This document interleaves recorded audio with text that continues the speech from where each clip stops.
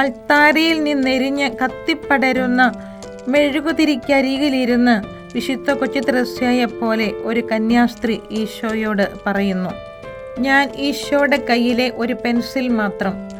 ഈശോ എന്നെ ഉപയോഗിച്ച് സുന്ദരമായ ചിത്രങ്ങൾ വരയ്ക്കട്ടെ എന്ന് മദർ തെരേസയോടൊപ്പം ചേർന്ന് ഒരു നല്ല കന്യാസ്ത്രീ നിഷ്കപട വിനയത്തോടെ പറയും. കാരണം എല്ലാം ആയവനെ പിൻചെല്ലുവാൻ എല്ലാം വെടിഞ്ഞ് ഇല്ലാതായി തീരലിൻ്റെ വഴിയിൽ നടക്കുന്നവരാണല്ലോ കന്യാസ്ത്രീകൾ.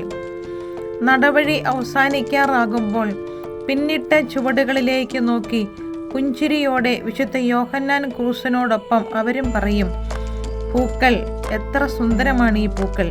പൂ കൊഴിച്ചു കളയുന്നവർക്ക് പോലും അവർ പൂമണം സമ്മാനിക്കും.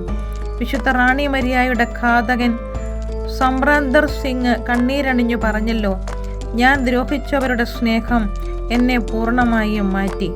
പൂ പറിച്ച കൈകളിൽ പോലും പൂമണം നിറയുകയാണ്.